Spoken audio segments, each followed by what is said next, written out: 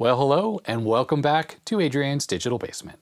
On today's video, I have a box of random PC parts. This was all stuff that was rescued from being thrown in the trash, basically. Unrelated to the IBM 5170, this came from someone local here in Portland.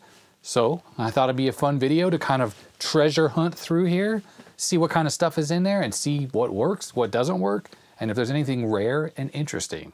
I have not really looked through this stuff yet, so I don't know. It might be really boring and there's nothing interesting in there, or you never know, there might be some cool things in there. So without further ado, let me grab the test equipment and we'll start digging through this box.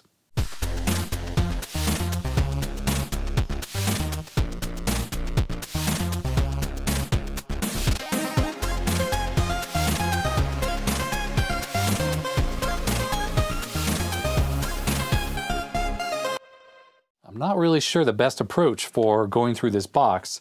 It's definitely some motherboards, lots of cards, there's a floppy drive here. The box is relatively heavy, so I assume there's going to be some hard drives and stuff in there. I suppose let's just start digging through. I'll probably skip testing things like floppy drives since, you know, it's a TIAC 3.5-inch floppy drive. Ooh, like nothing particularly interesting there. So we won't test that. But we'll look at this other stuff.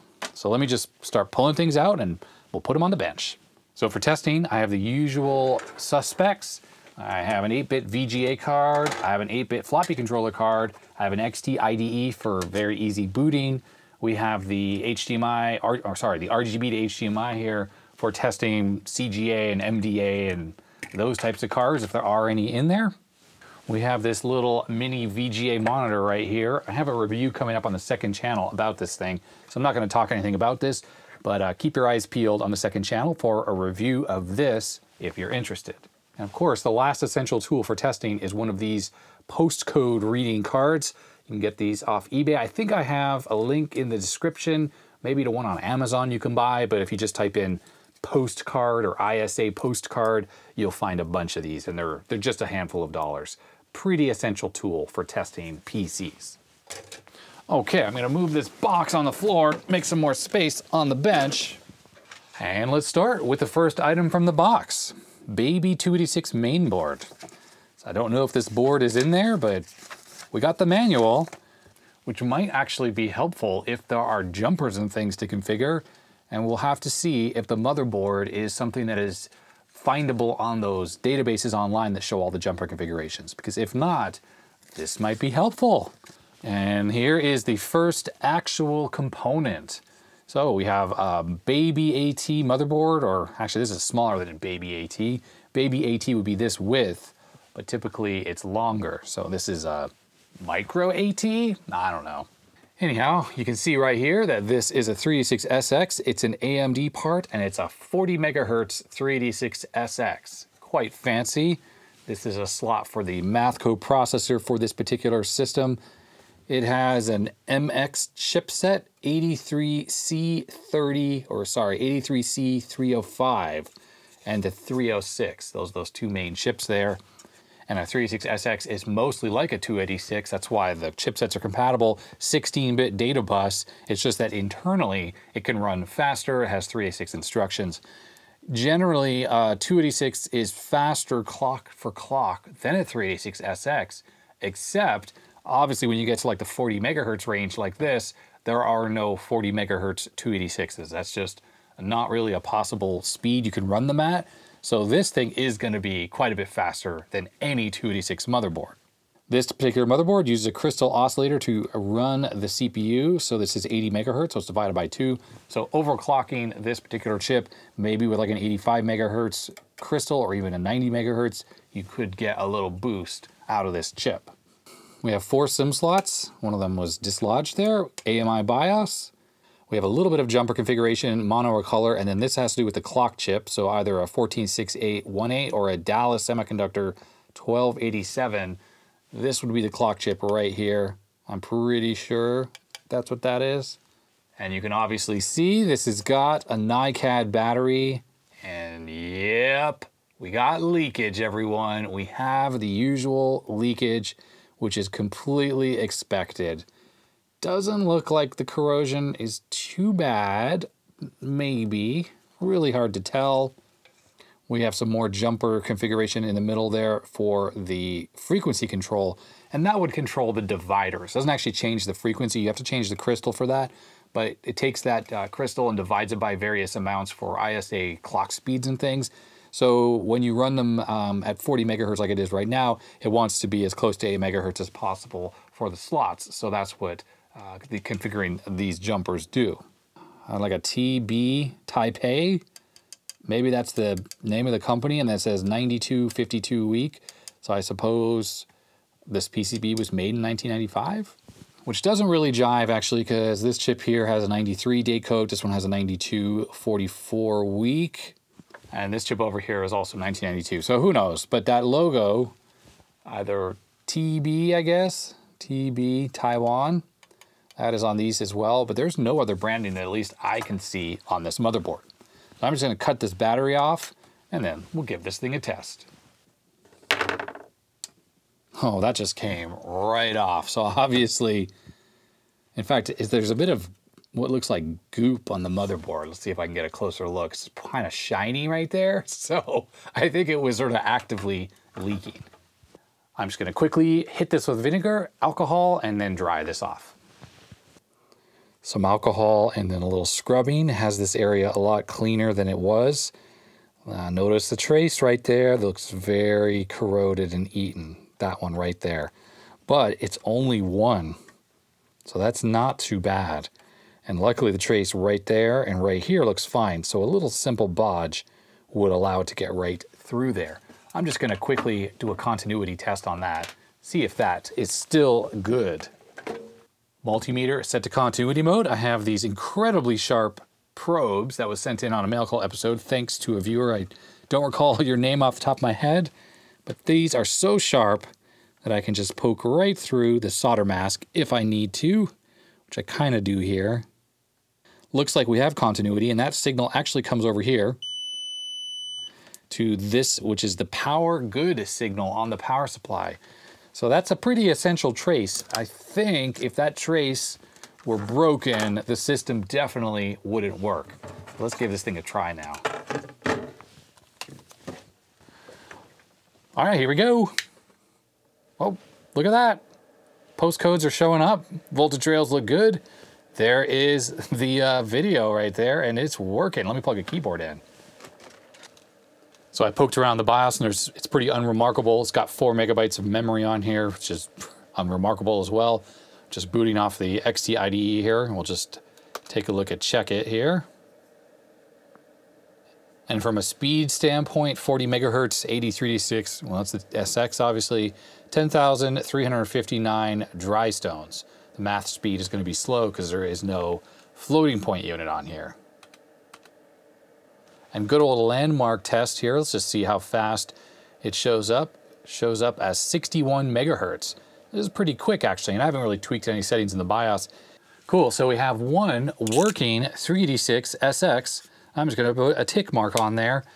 Maybe I should draw a little arrow towards this bad trace, though. Just in case that ever becomes a problem in the future, I know I can just bodge that up. Okay, here's the next motherboard. This one obviously has a large processor under there, and it says Intel 46 DX50. I think one thing that's interesting about the DX50, and I'm not positive this is the case, but I think this runs at a 50 megahertz frontside bus. So the RAM and the cards, I mean, these are ISA cards, so they're not going to be fast, but if you had local bus cards, it would be running at a nice quick speed. But of course, people generally use a DX266 because it runs at a much easier to maintain stability 33 megahertz frontside bus than the DX50. We have a Chipset Technology P82C206 chipset here, AMI BIOS, space for the 46SX quad flat pack. This chip here says Bioteq, which is weird, it's different than chips. 92C4800 is the chip marking there. Between these slots here it says MB1420/25/33PB/PV, like Victor. PCB Rev A, hopefully this is showing up in the camera. There are a few jumpers here and there. Luckily everything on the front is labeled, so that is nice. There's a warranty void sticker here. It says Pantex, parentheses LA, void if removed, 0693. So I'm assuming that's June 1993. No other writing, so to speak of, on the back. Otherwise, it says 1992 right there, and then 1991 on there. I see 1992 on some of the chips. There's no branding on here otherwise. So I guess it's pretty much a generic clone. And yep, of course, just like the other one, leaky battery, crusty burger. Look at that. It's definitely eating away a little bit at the external battery connector there. Yucky. But you know what? I don't see corrosion on the slots or on the SIM slots. So that is a good thing. Let's get the old snippers, cut that away. Fortunately, it's close quarters in here, so it's a little hard to get the cutters in there. There we go. And it's crusty burger, so just like the other one, let me just go give it a quick wash so we can see what's going on under there. And I'm back with a less crusty and a cleaner motherboard. Doesn't look too bad here, I gotta say. It's not horrible. Definitely one trace there is bad. Let's see. Ooh, there's a bit of crust coming off of it right now.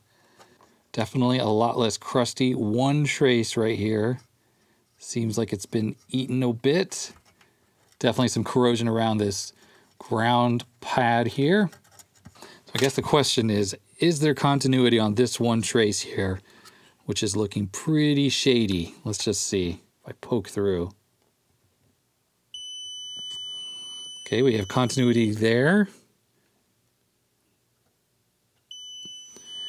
Yep, looks like we still have continuity through that very crusty trace. Pretty amazing.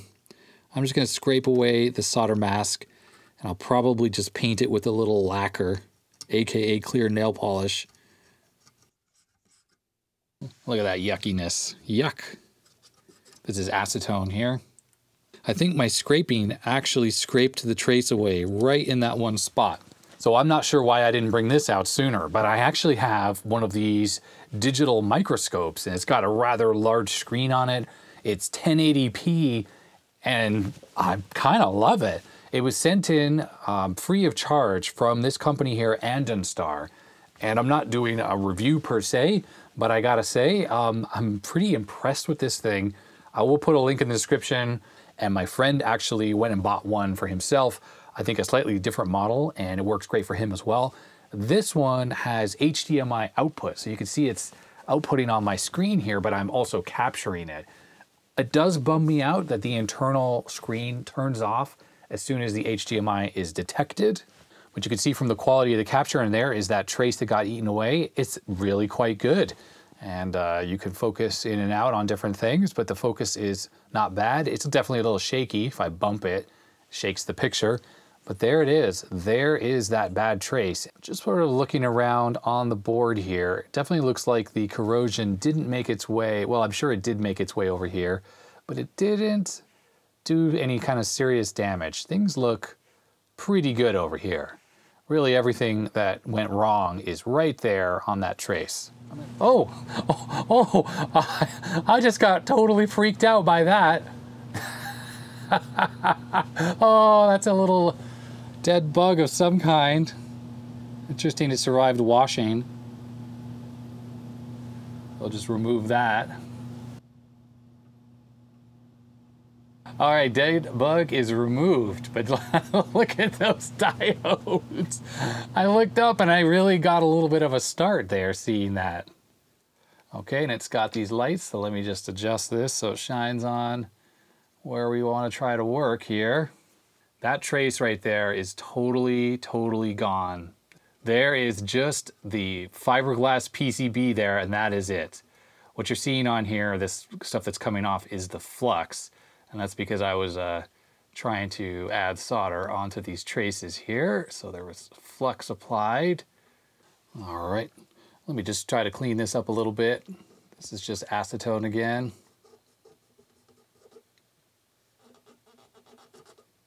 Wow, this is cool. I have to say, I haven't used one of this microscope in a video yet, but I love how you could see that damaged trace so up close and personal. I will bust out that other motherboard in a second, and we will attempt to see what that one looks like.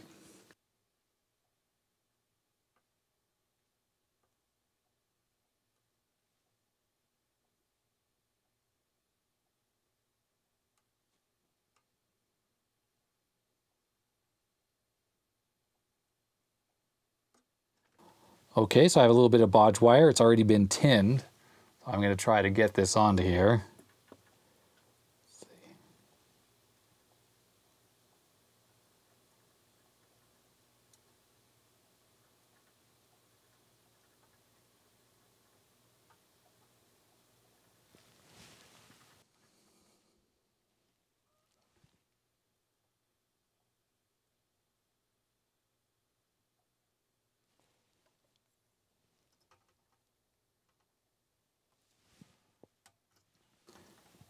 I'm just gonna, see all these little solder balls and stuff here? I'm just gonna bump these off. They're held on by the flux.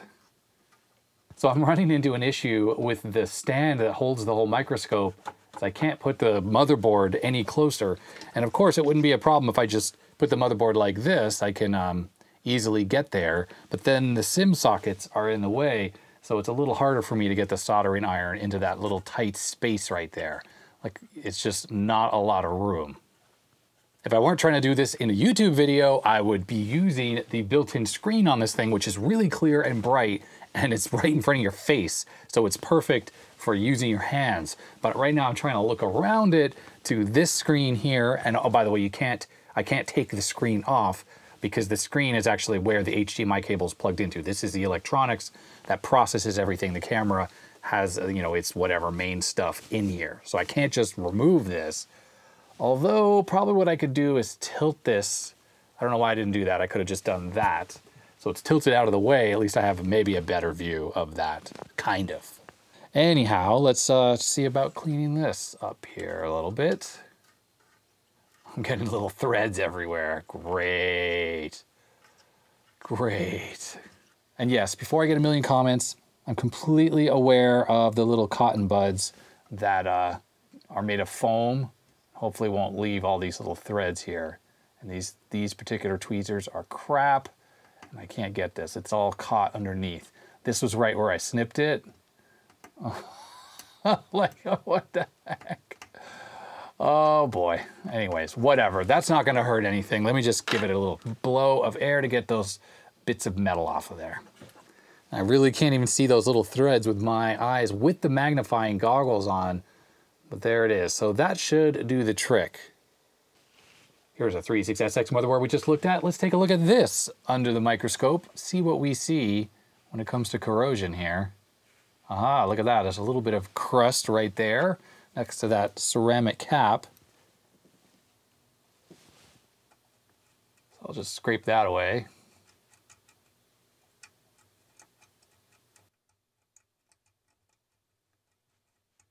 Looking around, it's pretty good, pretty good. This is pretty crusty right here. Not great, but that's for where the battery was connected. It's a little bit of corrosion under there. Oh, there's some right there on that resistor. Just scrape this away. And there is that trace. Look at that crust there. So this is basically corrosion has gotten its way underneath the solder mask. I scrape that away, we should expose copper. So you can see that the copper underneath isn't too bad, right? It was basically under the solder mask, there was some corrosion, I guess, right on the top, and I've mostly scraped it away. There's a little bit of black specks left behind there, so I assume that is still actual corrosion, but it basically looks mostly all good there. I'm just going to apply a little bit of this lacquer where I scraped away corrosion, made it copper, exposed copper. And then also here.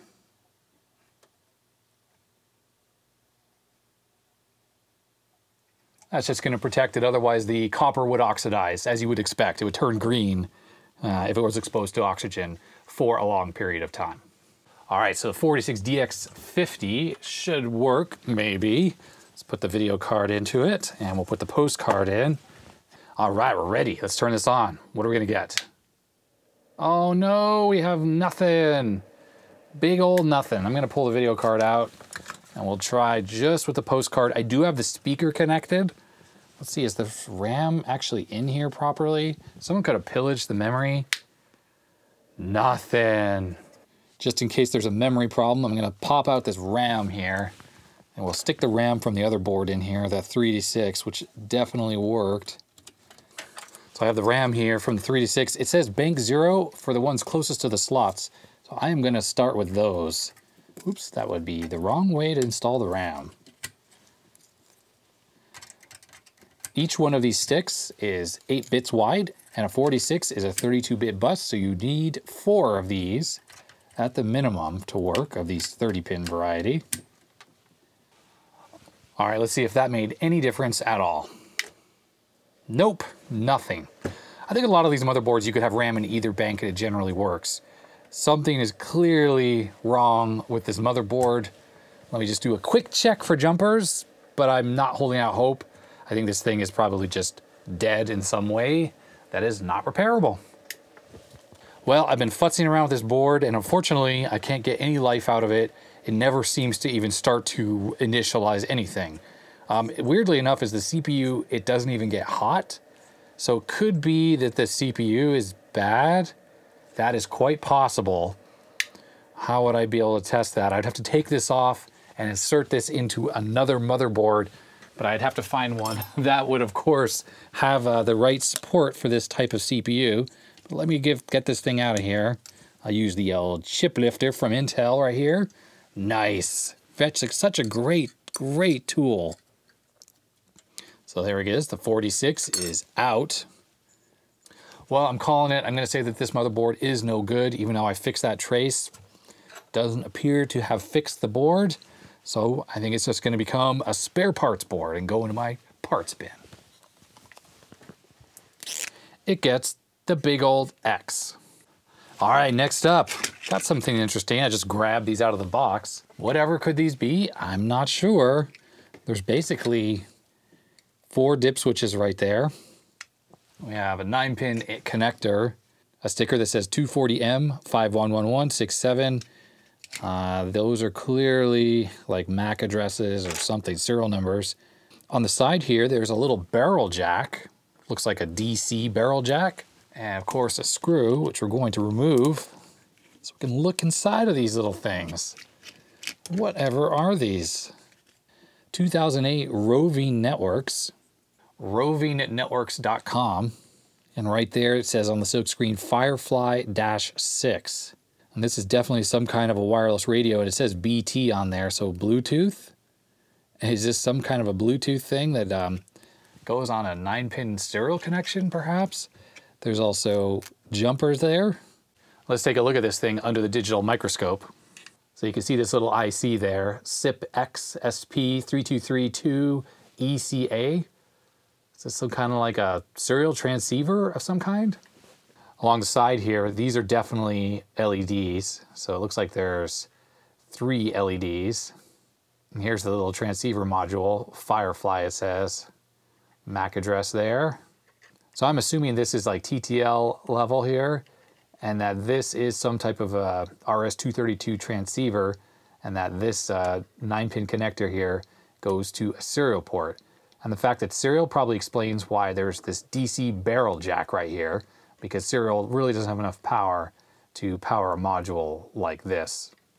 And back to talking about the microscope here, one of my complaints about it is it has a really good working distance. You can see here, I can stick my hand inside the working distance without an issue. The thing is that you can't really zoom out more than what we're looking at right here. This is the maximum zoomed out you can be. I mean, I can't really get this assembly any higher. Obviously, it might be able to focus if the whole thing was mounted higher, but there's just a lot of magnification on here. So it's good for very fine work, like, you know, we're looking at these little tiny SMD parts here, but it's not really ideal if you want a little bit more of an overview. Now I can lower this whole thing down, and then we can get a closer look at things. And in fact, there's digital zoom as well. So if we just look at that little 102 resistor there, you know, it's pretty damn clear. Look at that. You can really see close up. There's the digital zoom maxed out. I could probably get even closer to that part if I needed to. I don't think I really need to though. But this is as zoomed out as you can get with this particular digital microscope. So if anyone has any ideas of what these things are used for, yeah, please put a comment in the comment section below. All right, next thing is another motherboard. Check this out. This is a 286, and now that I think about it, I think this manual here actually matches this board here. 286, it looks like 286A0, 16 megahertz, two different versions. If we look inside here, there was a photograph or a diagram, and there it is. So it's got 4 slots there, some chips. Yeah, this is definitely the motherboard that matches this manual. So that's kind of cool. If anyone recognizes this or doesn't recognize it, please let me know.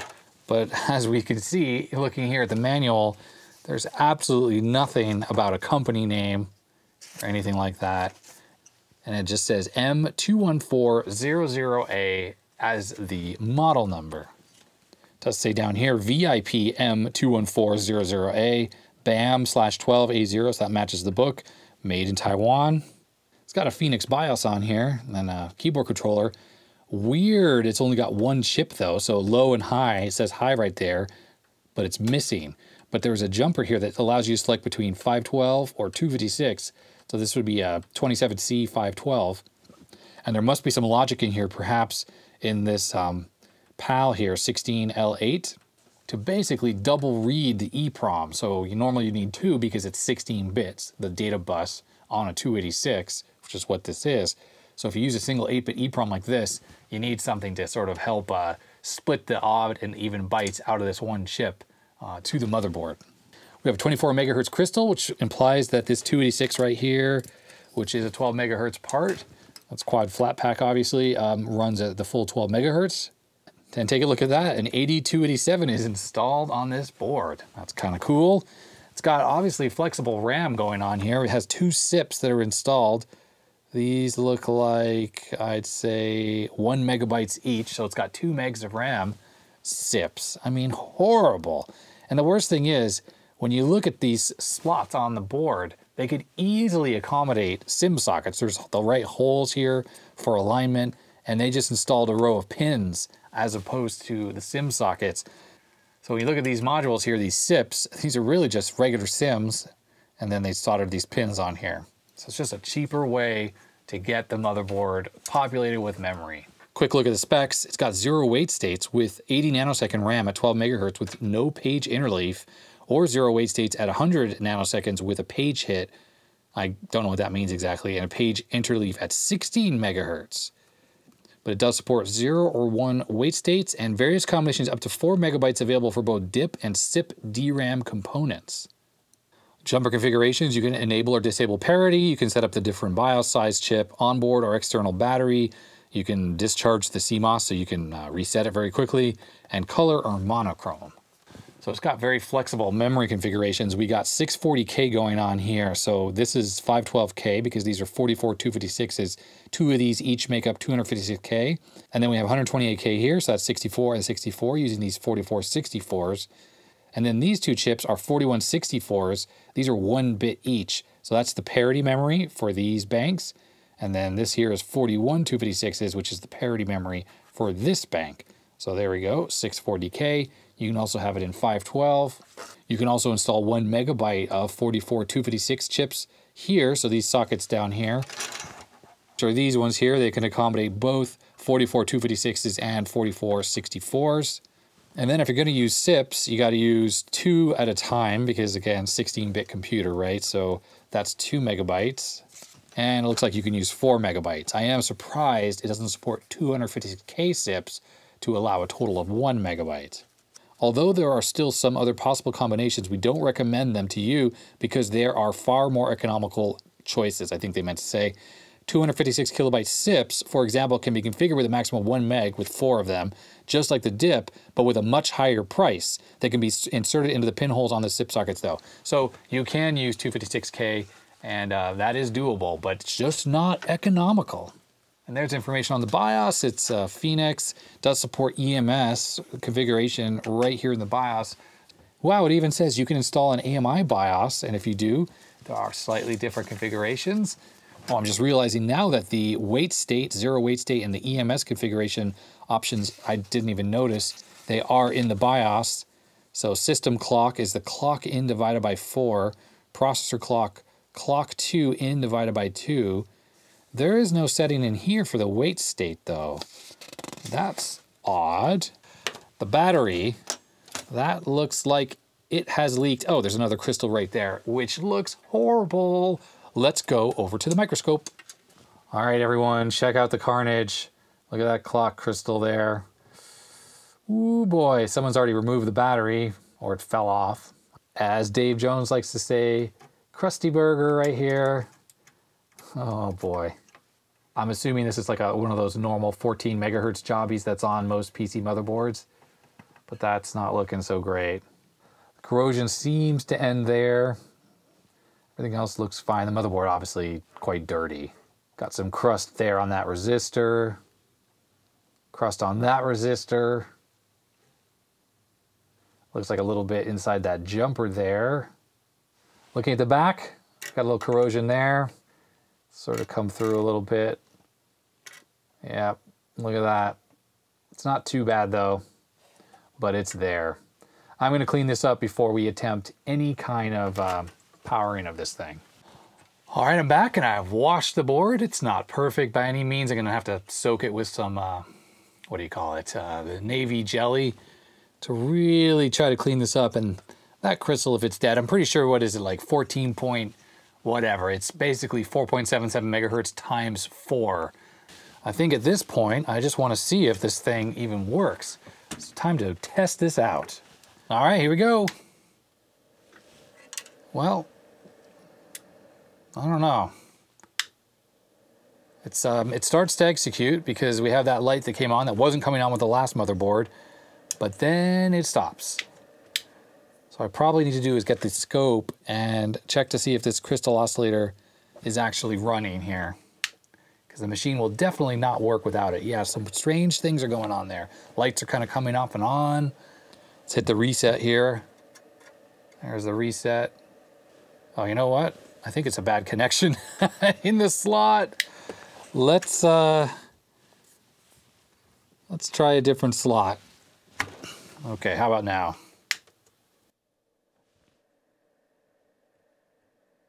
I mean, look at that flashing on there. That's not normal. Definitely something is funky with this motherboard. Crystal oscillator is running at 14.3151 megahertz, which is correct. And yet the motherboard is still not working.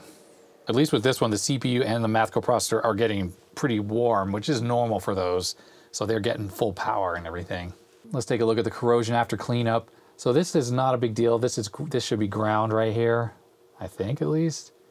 Goes off down there. Does go to that though. This may not be actually connected to anything anymore. Looking on the back side of the board here, I think this is the pin from the battery. Look at this. That's a bit of a mess right there. And if we go over this way, look at this. This via's destroyed. And I have no idea if that's actually connected anymore right there. Might still be, maybe. Okay, so the big via goes right there, and that's obviously for two different size batteries. So this was the original battery connection right here. And it went over to this via here, which seems okay. This trace over here seems fine. So we know of this jumper here. This is the pin that goes to the clock chip. This one here goes up to the original battery that's gone. And this one here should be going, and I'm going to be touching the connector for the external battery, and it does. It goes right there. It's the connector that it's just off camera. But when we look at this connector, the one that goes to the battery pack, this pin here is the one that goes to the jumper block I was just testing. This pin here is ground, and you can see this thick trace right here. This pin is not grounded. I'm touching the other probe to something that's grounded, and we're getting nothing. But obviously if I see there's ground in there, but this is isolated now. And the problem is this trace here, which goes to this resistor pack, that is supposed to be ground, and it's not. So I'm just gonna do a bodge from this ground plane or somewhere ground to this resistor pack here. And hopefully that maybe will fix this motherboard. And just before I connect this bodge, I'm just gonna double check that this right here, that pin is ground, and it is. And it should be going to this pin here as ground as well, which is not. So this is where I need to connect to. just like that. Break this off here. Pin 1 of the resistor pack should be grounded, and it is. So that is not an island anymore. Let's see if that made a difference. Okay, here we go. Let's see if this does a trick. Oh, it doesn't make a difference at all. That's terrible. In fact, it's weird. We're not getting that weird flickery light there anymore. Reset comes on, but nobody's home. Nobody's home. Can't believe that actually made it worse. By the way, when you turn off the power supply, usually what happens is the power good signal goes low or high or whatever, and that causes the reset line to become active, which I think it's active low. So that light will come on as soon as I turn the power switch off. There it is. While all the rails get all weird and the voltages drop, it actually holds the whole computer in reset, so you don't get any strange behavior. All right, well, this motherboard, I've been fiddling around a little bit more, can't figure out how to make it work. So unfortunately, I'm just gonna have to call it another bad motherboard. I will, of course, dump the EEPROM, and I'm gonna do a quick search to see if I find this motherboard online. If I do, with all the jumpers and stuff, I'll just check to make sure it matches the manual, and if it does, then I won't do anything further. But if it's a real shame, because I like 286 motherboards, especially ones like this that have up to 4 megs built in. That's pretty cool. But the batteries, those batteries, they are just destroying these motherboards. So if you have motherboards laying around, please go take a look. And if the damage is not bad, take that off so before it destroys the board, if it hasn't already. Well, this video has been going on for quite a while, and I have hardly even made a dent in this box. So clearly, I'm not gonna be able to get through the whole box in this video. This will be a two-parter. So I'm gonna just grab another motherboard that I don't think has any battery damage on it. So we'll see if this one works. And here is that motherboard. If you watched my recent IBM 5170 series, you'll recognize this motherboard. This is an IBM Type 1 motherboard, the very first revision from the 5170. This Type 1 motherboard, exactly like the other one, is a 6 megahertz 286, so pretty slow. The PCB is a green color here, and it was sort of like a reddish brown color on the other one. So obviously IBM changed something up. Here's the same double stacked memory. This is 512K total here. These are basically 64K chips that are stacked on top of each other. Now looking around this board, this is gonna be an early motherboard, and that's because these chips here, 8421, 8421, 8418 right here. Basically, it feels like this motherboard is probably from the middle of 1984, and that's gotta be kind of early on. The 5170 came out in 1984, so this is definitely an older motherboard than the one that was in the machine I have. I think that one had chips from the very beginning of 1985 in it. Now, one thing about this motherboard is it's got quite a bend in it. I don't know if that's really showing up in camera, but it probably was stacked in the box with all this stuff piled on top of each of it, and it just put a bit of a bend in it. But that shouldn't be a problem, I don't think. I don't think that's gonna cause any issues with the operation of it. And let's just check out the other side of the board. Whoa, holy bodge. We got some serious bodge action going on here. 1, 2, 3, 4, 5, 6, 7. At least 7 bodge wires, some of them running all the way down here and up over to there. I don't know, 7 or 8, maybe there's even 8 or 9 bodge wires. There's a little one right here. So we got some serious rework happening on this, which probably lends credence to this being an early board. It's also rather interesting here. These are the slot connectors, and when they stuck this into the PCB, I don't know if it was a manual assembly process or what, but someone bent over those 2 pins, those 2 pins, and those 2 pins, and they did that on all of these connectors. But this one, they're bent over in slightly different positions, here, here, and there. So it's almost like this one was added at a different time than the rest, and actually this one's bent over slightly different as well. So I don't know if perhaps there was some hand assembling going on with this motherboard, but these bodge wires are super hilarious. Now I was giving the board a little bit of an inspection. It seems like this RAM chip down here has a bit of an issue, like either it was manufactured wrong or got hit and impacted while this thing was in sort of storage or whatever. we look at the microscope here, I kind of saw that the chip looked like it was shifted over. But if we take a look at that, I don't know if that's just got hit. It probably got hit. But it looks like that actually didn't cause any kind of permanent damage. And everything on the other side looks totally okay. All right, with the RAM chip back in, I guess all we can do now is just give this thing a test. The battery had been long since disconnected, so that didn't leak all over the board. It would have connected right here by the keyboard connector. So no issues there. Let's plug this in, get the postcard on it, see if this works. It's really hilarious. I had been looking for a motherboard for my old 5170, the one with a cracked front, for the longest time. And then Justin brought me that 5170 that I repaired or restored, and it looks all nice and it works with the patched BIOS. And then another one of the boards shows up. What are the chances? Here we go. We got postcodes. This thing is a working machine.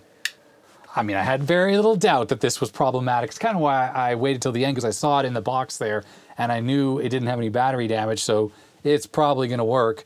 So the VGA monitor here, let's see, here we go. There it is. Let's see if it counts up the memory and has a memory error. So I know you can't see it in the camera, but it counted up to 512K. Amazing, simply amazing. Let me turn this off again. We got a 301, a 601, and a 162 error. Are we surprised we have the 601 and the 162? No, we're not, because those are guaranteed until you swap the BIOS out with my patched version. Okay, so it's kind of strange. I got a 303 keyboard or system unit error. Let's see if the keyboard's even working. The keyboard is not working. So I guess I spoke too soon that this thing works. Oh, there we go.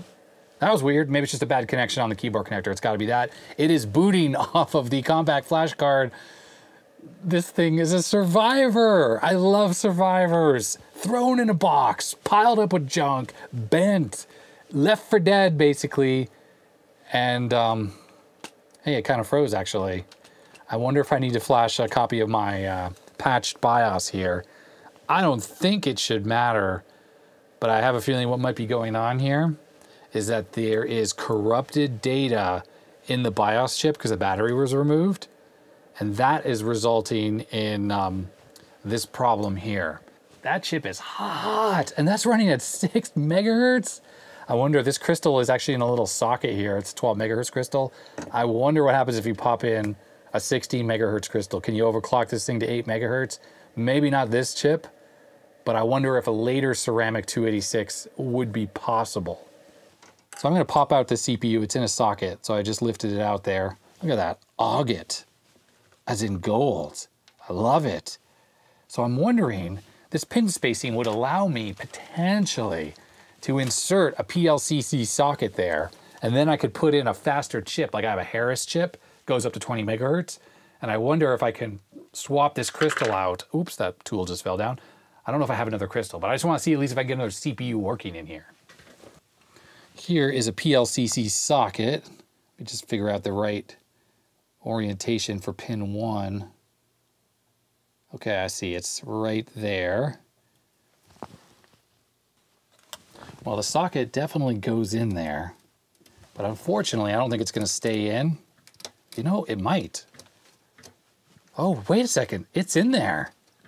All right. Okay, let me grab another 286, a non-ceramic one, and we'll see if I can make this work. This might be a one way to overclock this machine. Oh, there's a loose one in here. Grab that one. Oh, actually this loose one is a real genuine Intel 12 megahertz part. Let's just go with that one, since this machine, there's no way this thing is ever gonna run at 20 megahertz. That's impossible. The chips on this board don't support that. But it's possible, there we go, that I could run it more at 8 megahertz. That could be possible. All right, I'm gonna pop the VGA card out here so we can see the postcard. Let's see if this actually posts. It's posting, so let's put this back in. I mean, that means that this thing is actually running. So total overclock potential is there. Oh no, it doesn't run. Okay, it got to 9 and then it froze. Let me push down on this. Yeah, that's so weird. How does it post a little bit and then stop working? So it stops at 9. Let's give this a push here. Same thing, it's not getting any further. Let's take this card out again. Okay, I'm popping this out. Let me see if I ruined any pins or anything. No. Yeah, so one thing about this socket, now that I'm realizing it, is the pins that are on the outside edge are a little shorter than the ones on the inside edge. So it's quite possible that they're just not making good contact. Because ideally, you need to solder this into the motherboard. If I take this auget socket off and then I put this socket straight on the motherboard, then I'm sure this would probably work. It's just I'm plugging a socket into a socket, which is not really what you're supposed to be doing. Let's see if that does any difference now.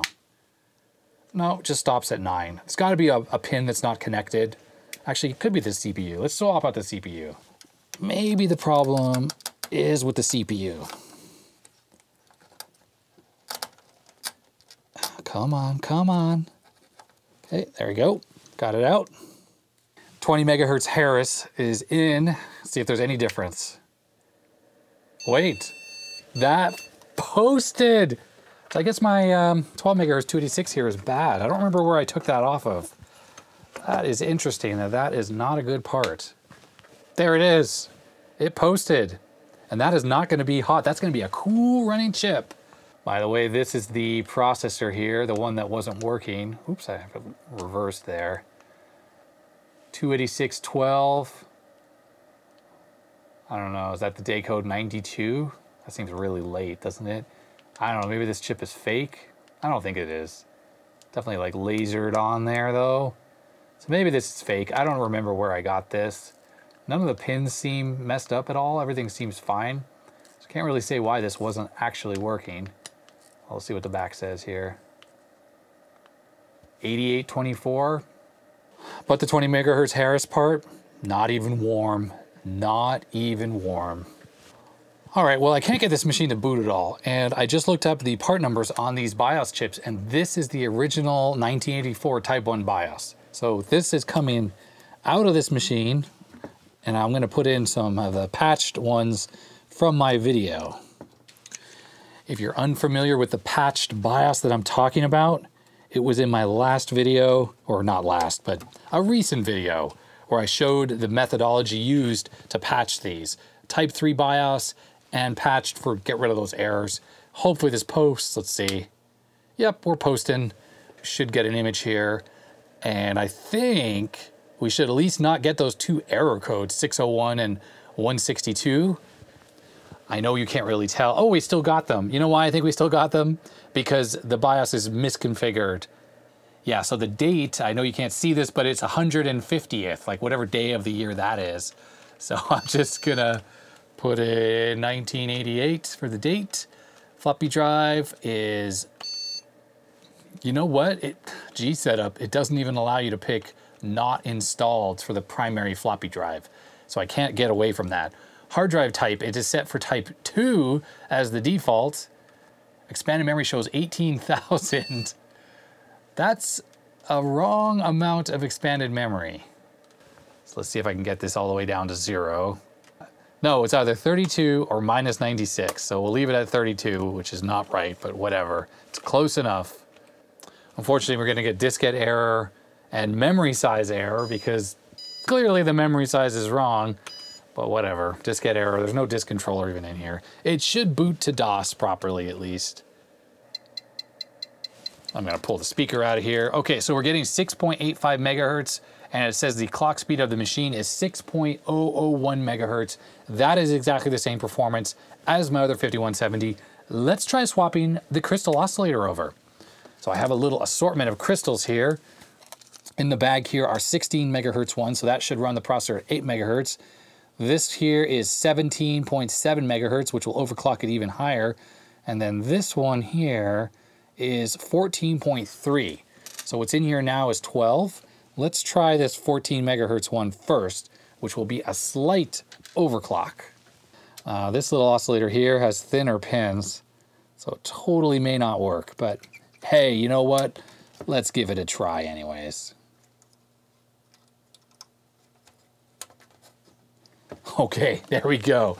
So this should result in an overclock of about 7.1 megahertz or something versus 6. Let's see if we get anything. It's starting to post. Overclock Central. Overclocking a machine from 1984. As you can see, we obviously have a working thing. I should move the postcard to here where you can see it. Let's boot this up. We should be getting a slight overclock. Yeah, we're pushing the limits. Pushing the limits. Boot sector not found on the XT IDE. Ooh, we're like pushing the limits. So much so that the XT IDE doesn't seem to work anymore. How about we try booting off a floppy disk here? I took the XT IDE out of here. Well, let's see if this works any better. Now with G setup, I did configure it for 1.44 megabytes. So maybe I won't get a disk error. Oh yeah, we're just getting a memory size error. Look at that. 7.164 megahertz with a CPU equivalent of 8.31 megahertz. So far, I don't know, a successful, in air quotes, overclock. Why isn't the XT IDE working? I don't know. But I'm gonna say, let's move on to the next crystal in the line. Get a little faster one in here, and let's see if that works. Let's see if any of the chips on here are like super hot. These two ceramic chips from Intel right there, those are pretty warm. Not burning hot, but warm. Next up is a 16 megahertz crystal. It's a little shorty. That should still work though. Just won't fit in the holder anymore, obviously. I'll get that in here. Okay, it actually does fit in the holder because the leads are so long. Here we go, let's see. Will this post? Watch the numbers. Hey, it's posting. It's posting, everyone. Let's put the boot disk back in. Overclocking the Type 1 motherboard. Oh, we still got diskette error. You know what? Now the disk drive's not working. Aha. Oh, the floppy controller card is half out of the slot. That's why it wasn't booting. Okay, back to overclocking again. And you know what? I think I'm gonna go crazy here. I have a 17.7 megahertz crystal. That should give us even more of an overclock. There it is. Pushing the limits. Pushing the limits. Ooh, the memory card in that camera just ran out of space. So I'm only recording with this one now. Yeah, this one doesn't post. I mean, it starts to post and then it freezes up on 11. So clearly that's pushing the limits too much. But that's fine. I was getting greedy there. I had a feeling that these components here, I'm gonna go back to 16 megahertz. I had a feeling that these components really are just not designed for anything faster than 8-bit. Plus we're actually overclocking by a little bit the ISA bus here. So here we go, let's try there. That's posting. I would be totally happy with getting this machine running. Oh, there's the disk drive's working. I would be totally happy with getting this machine running at 8 megahertz. That's still a decent speed increase from 6 to 8. I don't think that's ruining the purity completely. And that's because IBM did actually sell a machine that's 8 megahertz. The later motherboards were running faster. And I'm not sure if this was a little bit of a mod that people did do with their Type 1 motherboards. Not really quite sure about that. But it was just begging for it with the crystal being right there. So Landmark is running. And there we go, 8.005 megahertz, and it is the equivalent of a 9.04 megahertz AT. Nice. A little bit of a bump there. So I'm just gonna let this run for a little while, just like this here, and see if everything stays running or if it crashes. And what was just a jump cut in the video is about 5 hours in real life. I left this thing running the speed test here, and it's still running. It is not crashed. I can show that by exiting out of the program there. And there it is. The machine is actually still running. So that was a successful overclock. It's, let's just see how things are temperature-wise. Nothing is burning hot, especially that 20 megahertz processor. It's doing pretty good. So that's pretty cool. I have to say, I'm very impressed that 8 megahertz on this 6 megahertz board totally works. Now I know it's not like doubling the speed. It'd be nice to get 12 megahertz out of this thing, but I'm mortally wondering, was this an upgrade that people did back in the day? I guess I really do need to try to figure out though, why wasn't it booting off of the XT IDE? So I'm gonna pop this back in. I'm gonna switch back to the compact flash card. So while this boots up, I'm just perplexed at what's going on with the XT IDE because the VGA card clearly has no issues, floppy controller has no issues. I've used this card, you know what, now that I think about it actually, I built this XT IDE myself. Oops, it's booting into the DOS setup utility. I built this card myself, and the problem actually may be that I'm using some 74LS chips on here that are really old. So I think I really only tested this on an XT running at 4.77 megahertz, and that means the ISA bus is also running at that slow speed. You only run the ISA bus up to 8 megahertz on newer computers. So let's see if I can even read the drive. I can't even read the drive. I have a feeling that it's very specifically this XT IDE card. And I wouldn't be surprised if I put in a regular IDE multi-IO card connected to, say, that SD card device there, that it would probably work fine. And I bet there are some issues with some of the chips here, and they just do not like running at 8 megahertz. I bet you that's what's going on with this thing. This chip is from 1980. This chip is from 1983. This is an HCT part here, so that's fast.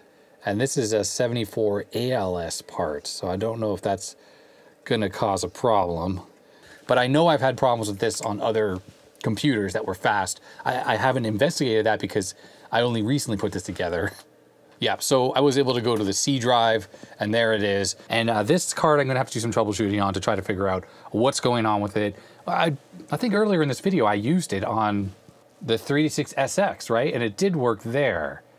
So it's not totally speed dependent, but clearly everything seems to be working perfectly on this board. But I know I tried this on something else and it had an issue. So that will be something in the future I'll need to work on. Well, I think I do need to end this video here. There is still a box just filled with parts to take a look at. And I ended up going through, what, 4 motherboards on this video. 2 were dead, 1 worked, the 36SX40, and then this IBM 5170 board Type 1 worked as well, and a little overclock. So if you like this video, I'd appreciate a thumbs up, but if you didn't, you know what to do. Let me know in the comment section below if you're interested in these types of videos, if you'd like to see more of these. If this video is not really popular, then I'll probably just look through the rest of those parts and test them out myself without using the camera to record it all. Thanks to my patrons for supporting me in the channel. Their names are scrolling up the side of the screen. If you want to become a patron, you can. There's a link below. And I guess that is going to be it for real this time. That's going to be it for this video. So stay healthy, stay safe, and I'll see you next time. Bye-bye.